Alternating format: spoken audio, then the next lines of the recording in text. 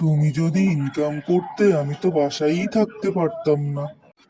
আরে বোকা নাকি, আমি যদি ইনকাম করতাম তাহলে তোমার সাথেই থাকতাম না, আমি আলাদা বাসায় থাকতাম।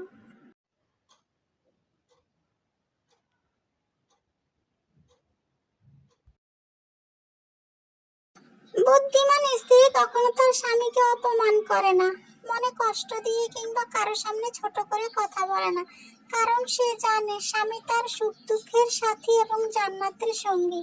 বাহ, খুব ভালো কথা। কিন্তু বুদ্ধিমান স্বামী তার স্ত্রীকে অপমান করে, মনে কষ্ট দিয়ে কিংবা কারো সামনে ছোট করে কথা বলে, কারণ সে জানে স্ত্রী তার অবহেলা, অযত্ন এবং প্রয়োজনের সঙ্গী। 90% নারী যদি ইনকাম থাকতো তাহলে কখনোই মানসিকভাবে অত্যাচারিত হয়ে স্বামীর সংসার করতো না।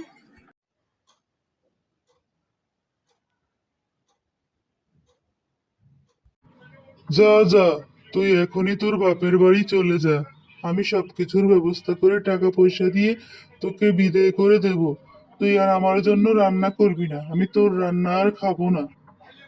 ও মা, আমি কি তোমাকে কিছু বললাম নাকি? আমিও তোমাকে কিছু বলি নাই। খুব ভালো কথা, কথায় কথায় চলে যাও, বাপের বাড়ি চলে যাও। এ কথা বলো দেখেই তো বললাম 90% নারী যদি ইনকাম থাকতো তাহলে কখনোই পুরুষের সংসার করতো